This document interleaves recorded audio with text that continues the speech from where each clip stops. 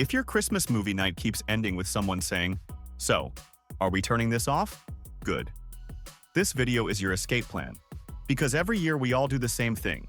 We scroll for 40 minutes, we panic pick something shiny, and then we spend the next hour watching characters fall in love because they made eye contact near a Christmas tree. So today, there is one master list. First, the Christmas movie starter pack. The stuff that still holds up even if you're dead inside. Second, the best, not a Christmas movie, but Christmas movies. The ones that technically shouldn't count, but absolutely do. And these movies cause family arguments every year. And to close the list, a special holiday bonus. 2 extra movies that you wouldn't even think of. Alright? Rule number 1. I'm not here to be brave. I'm here to save your night. Let's start with the starter pack. Home Alone. This is the blueprint. It's a kid power fantasy, but it's also a perfect little stress dream about adulthood. Because every time you rewatch it, you notice a new layer. As a kid, Kevin rules. As an adult, why is this child unsupervised with a paint can? And yes, it's violent. But it's the kind of cartoon violence that makes you feel like your living room is warmer, like the movie itself is a space heater. Home Alone 2. This one is basically Home Alone with a much bigger budget. Same vibe, bigger set pieces, and somehow an even weirder adult world where a child can just check into a hotel like he's on a business trip. If Home Alone is Christmas at home, Home Alone 2 is Christmas, but capitalism won. The Grinch. The Grinch is a starter pack movie because it does 2 things at once. It's funny, and it has a real message that doesn't feel like homework. It's basically the holiday equivalent of someone grabbing you by the shoulders and saying, "Stop buying junk, call your mom." The Grinch 2. Here's the thing about sequels. Most of them exist because a business spreadsheet asked for them. But if you want something that's still in the Grinch universe, still cozy, still easy to watch without feeling like you're being punished, this fits the starter pack job. Love Actually. This is the Christmas movie that makes people say, "It's complicated," like they're talking about a relationship. And that's why it belongs in the starter pack. It's not one story, it's a whole sample platter of holiday feelings. Sweet, awkward, messy, and occasionally, why did they write it like that? It's the only movie where you can laugh, cringe, and tear up in the same 5 minutes and still be like, "Yeah, that checks out for December." The Polar Express. This one is pure Christmas atmosphere. The whole movie feels like standing outside at night when the air is freezing and the lights look sharper and you're like, okay, fine, maybe magic is real. If someone in your house wants a movie that feels like a warm drink, this is the pick. Mr. Bean Christmas Episode. If you want something you can just dive in while you're wrapping gifts or half asleep on the couch, the Mr. Bean Christmas special on YouTube is perfect. It's almost all physical comedy, so even if someone walks in halfway through, they instantly get what's going on without you having to explain anything. This is the easiest possible, everyone in the room can agree on this pick. Your parents know it, kids get it, and your one friend who hates plots can still laugh at a grown man fighting a Christmas turkey. And because it's on the official Mr. Bean channel, it's literally a couple of clicks away when nobody can decide what to watch, but everyone wants Christmas in the background. Tom and Jerry Christmas Edition. In the same, no one can agree on a movie but we still want Christmas vibes category, the Tom and Jerry Christmas compilation on the Warner Bros. Kids channel is a cheat code.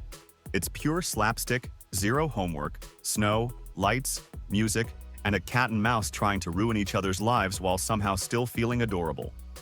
This is great if attention spans in your house are destroyed by phones, because every few minutes there's a new mini-story, so people can tune in and out without feeling lost.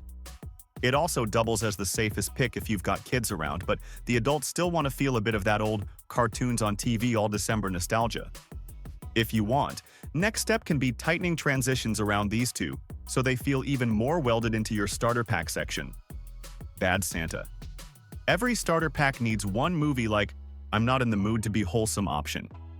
Bad Santa is for when you want Christmas vibes, but you also want the movie to look you in the eyes and say, "So you hate your job too, huh?" It's rude, it's messy, and somehow it still lands as a weird holiday comfort watch, like a candy cane you found in a coat pocket. Okay, now we pivot, because the second angle is where people start fighting. The best not a Christmas movie movies. Here's the problem. The internet acts like Christmas movies are a strict religion. Like if Santa doesn't appear on screen, the movie doesn't count. And that's how you end up stuck watching something that has Christmas decorations but somehow has zero Christmas feeling, like eating a cookie made of cardboard. So let's do a quick test. A movie counts as a Christmas movie if it has at least two of these. 1. It takes place during Christmas, and the holiday actually affects decisions. 2. It has cozy pressure, family, expectations, loneliness, travel, and money stress, all the real holiday demons. 3. It has a vibe shift. Like by the end, something changes. People soften, people reconnect. Someone learns to stop being a cartoon villain. Now let's apply the test. Die Hard. Okay, here we go. Die Hard is not a Christmas movie because it has a tree in the corner like an afterthought. It's a Christmas movie because Christmas is the reason everyone is in that building. Holiday party. Family tension. End-of-year emotions. Plus the soundtrack hits your brain like, yes, it's December, even while everything is on fire. And the secret reason people rewatch it every year is simple. It's comforting. Not because it's calm, because it's competent. You watch one exhausted guy problem-solve his way through chaos, and it's like therapy for anyone who's ever had to carry Christmas plans on their back. The Gremlins movie. Gremlins is Christmas if Christmas was cursed. It's got small-town holiday vibes, lights, snow, and then it turns into, what if your decorations tried to kill you? This is the perfect group watch pick because every 5 minutes something happens that makes everyone on the couch go, wait, are we allowed to show this to kids? Now, this is where this video turns into a rescue mission with bonus movies. They pass the vibe test in ways nobody expects, so here are 2 bonus picks that bend the rules but still nail Christmas. The Nightmare Before Christmas. Halloween vibes with Christmas wrapping paper. So if your group thinks December movies are usually too sweet, too shiny, and way too believe in miracles, this is the cure. This one is the perfect crossover movie. Halloween vibes with Christmas wrapping paper. So if your group thinks December movies are usually too sweet, too shiny, and way too believe in miracles, this is the cure. It's a Tim Burton production. Same creative brain behind Beetlejuice, Edward Scissorhands, Batman, Sweeney Todd musical, and the famous Netflix production Wednesday. And Burton's style is instantly recognizable. Twisted fairy tale worlds, crooked rooftops, candy cane darkness, and his animations characters with those oversized eyes and skinny, haunted silhouettes that somehow look creepy and adorable at the same time. Burton also has that same actors, different chaos tradition. If you've watched a few of his movies, you start spotting the recurring legends like Johnny Depp or Helena Bonham Carter. And watch out because once the movie's music starts, you're done. The songs stick in your head like tinsel in a carpet, especially if someone in the room sings even one line.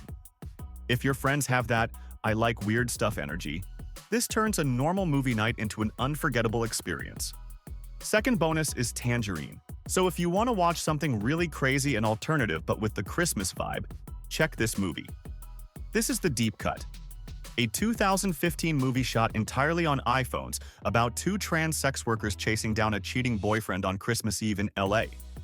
It has 0 snow, 0 trees, but it captures that exact holiday pressure. Family drama, bad decisions, people trying to make it home through traffic hell.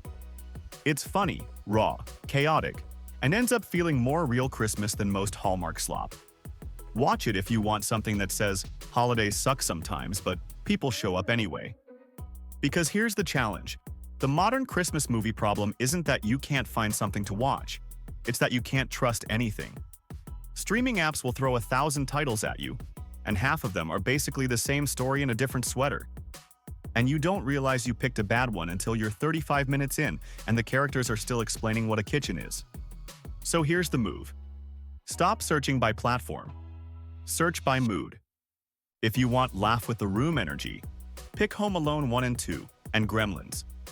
If you want soft and cozy, I swear I'm fine energy, take The Polar Express, The Grinch, and Love Actually. If you want I hate Christmas but I'm participating energy, choose Bad Santa, Die Hard, or something from the bonus list. And now for the key moment. The thing that makes this whole list make sense. The best Christmas movies aren't always about Christmas. They're about what Christmas does to people. It makes them hopeful, generous, annoying, and nostalgic, all at once. And the movies that hold up are the ones that admit that part out loud. That's why a movie can have guns or gremlins or a guy falling off a roof and still feel more like Christmas than a romance, where nobody acts like a human being. So if you want the simplest starter pack order, no thinking. Start with The Grinch to get the mood right. Then Home Alone for the classic hit. Then Love Actually if you want messy feelings. Then Die Hard if somebody in your house needs chaos to feel alive. And if you're watching with a group where everyone wants something different, do a double feature, The Polar Express first, then Bad Santa. That way everybody gets what they want, and nobody has to pretend. Thanks for watching. If you liked the video, please subscribe and check out my another movie about why Home Alone is actually a heist movie. Take care and Merry Christmas.